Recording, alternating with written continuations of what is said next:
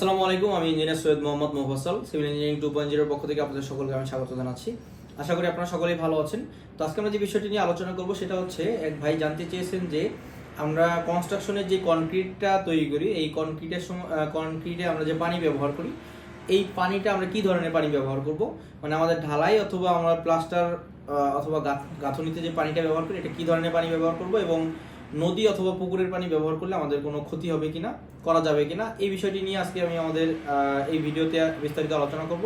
এবং যিনি প্রশ্ন করেছেন, আশা করি আমাদের এই ভিডিওর মাধ্যমে আপনি উপকৃত হবেন এবং জানতে পারবেন।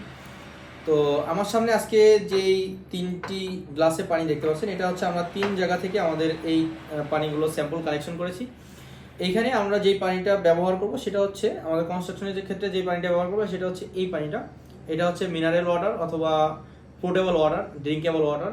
এটা আন্ডারগ্রাউন্ড ওয়াটার, যেটা মাটির নিচ থেকে আমরা কালেকশন করি, মানে টিউবওয়েল অথবা মোটরের মাধ্যমে আমরা যে পানিটা ব্যবহার উপরে আনি, সেই পানিটা হচ্ছে এইটা। তো আন্ডারগ্রাউন্ড ওয়াটারটা আমরা মূলত আমাদের কনস্ট্রাকশনের ক্ষেত্রে ব্যবহার করব। আর হচ্ছে এইখানে যে 2টা পানি দেখতে পাচ্ছেন, এটা হচ্ছে পুকুরের পানি আর এটা হচ্ছে নদীর পানি। তো পুকুরের পানিটা আমরা কেন ব্যবহার করব না, কারণ হচ্ছে আমরা জানি পুকুরে হচ্ছে আমরা বিভিন্ন ধরনের কেমিক্যাল ব্যবহার করি পুকুরে মাছ চাষ করার জন্য, অথবা আমাদের যে জমিতে আমরা চাষ করি, ওই জমিতে ধান অথবা ফসলে যে আমরা কীটনাশকগুলো ব্যবহার করে থাকি, বৃষ্টির মাধ্যমে আমাদের এই কীটনাশকগুলো, বৃষ্টির যে রেইন ওয়াটার আছে, এই রেইন ওয়াটারগুলো যখন পুকুরে চলে আসে, তখন দেখবেন যে আমাদের ওই রেইন ওয়াটারের সাথে যে কীটনাশকগুলো অথবা যে কেমিক্যালগুলো আমরা আমাদের কনস্ট্রাকশন ইসের ক্ষেত্রে ব্যবহার করি, আমাদের ফসলের জন্য ব্যবহার করি, এই কীটনাশক এবং কেমিক্যালগুলো আমাদের পুকুরের পানিতে চলে আসে। তো ওই কীটনাশকযুক্ত পানি যদি আমরা আমাদের অথবা কেমিক্যালযুক্ত পানি যদি আমাদের কনস্ট্রাকশনে ব্যবহার করি, সেক্ষেত্রে আমাদের কনস্ট্রাকশনের যেই বাইন্ডিং প্রসেস আছে, সিমেন্ট বালু এবং কনক্রিটের যে বাইন্ডিং প্রসেস আছে, এই বাইন্ডিং প্রসেসটা সঠিকভাবে সম্পাদন হবে না। এই কারণ হচ্ছে আমরা আমাদের এই ধরনের পানিটা ব্যবহার করবো না। কারণ হচ্ছে এখানে আপনারা দেখতে পারবেন, এখানে হচ্ছে ক্লোরাইডের উপস্থিতি আছে, এটা লবণাক্ততার উপস্থিতি আছে, এবং লবণাক্ততা হচ্ছে আমাদের কনস্ট্রাকশনের ক্ষেত্রে সবচেয়ে বড় শত্রু। এটা হচ্ছে আমাদের কনস্ট্রাকশনে যেই কনক্রিট আছে, কনক্রিটের ড্যাম্প নিয়ে আসে, এবং এটা আস্তে আস্তে কনস্ট্রাকশনে যে স্ট্রেংথ আছে, স্ট্রেংথ কমিয়ে ফেলে এবং এটার কর্মক্ষমতা কমিয়ে ফেলে। আর এখানে যে পানিটা দেখতে পাচ্ছেন, এটা হচ্ছে নদীর পানি। আমরা জানি যে নদীতে সবসময় স্রোত থাকে। তো নদীর স্রোতে আমাদের নদীর যেই নিচের যে কাদামাটি আছে, এই কাদামাটি সবসময় নদীর পানির সাথে মিশে থাকে। তো এই ধরনের নদীর পানি যখন আপনারা দেখতে পাচ্ছেন, এখানে নিচে একটা কাদার লেয়ার জমে গেছে। রিসেন্টলি একটা বড় ধরনের বৃষ্টি হয়েছে এবং ঘূর্ণিঝড় হয়েছে। তো এই ঘূর্ণিঝড় এবং বৃষ্টির ফলে যে পানিগুলো আমাদের নদীতে প্রবাহিত হচ্ছে, সেই পানি থেকে আমাদের এইখানে দেখবেন যে যে পানির সাথে যে কাদাটা আছে, ওই কাদাযুক্ত পানি যদি আপনি একটা পাত্রে রাখেন, তখন দেখবেন যে আপনার নিচ থেকে এই ধরনের একটা সলিড পদার্থ নিচে জমা হবে, এবং এটা আস্তে আস্তে উপর থেকে আস্তে আস্তে ক্লিয়ার হবে এবং নিচে এসে সলিডটা জমা হবে। তো এই যে সলিডটা, এটা কিন্তু আপনার কোনোভাবেই আপনার কনস্ট্রাকশনের কনক্রিটের সাথে বাইন্ডিং হবে না। কারণ হচ্ছে এটা হচ্ছে কাদাযুক্ত মাটি, এবং এই পানিটা হচ্ছে কাদাযুক্ত পানি। এটা আপনার বাইন্ডিং প্রসেসকে অনেক স্লো করে ফেলবে, এবং বাইন্ডিং যে সিস্টেমটা আছে এটাকে ব্যাঘাত ঘটাবে।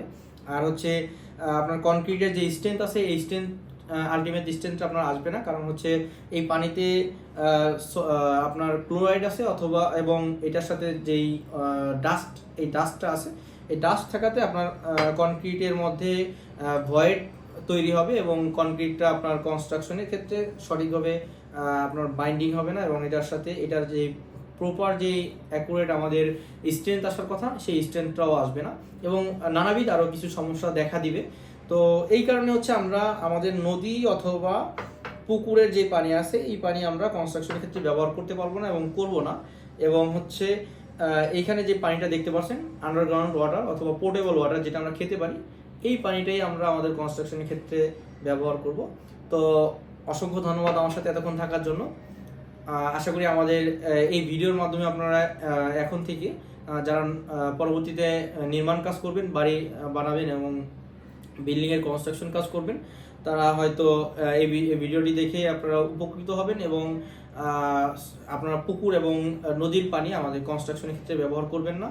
কারণ হচ্ছে যদি আপনি কিউরিংয়ের ক্ষেত্রেও আপনি এই পানিটা ব্যবহার করেন, সেক্ষেত্রে আপনার নদী এবং পুকুরের পানির সাথে আপনার লবণের যে আছে, লবণাক্ততা আছে, এই ক্লোরাইড যেই ম্যাটেরিয়ালসটা আছে, এই ক্লোরাইড ম্যাটেরিয়ালসটা আপনার কনক্রিটের যে আপনার কনক্রিটকে লবণাক্ত করবে এবং এটা আস্তে আস্তে ড্যাম্প নিয়ে আসবে।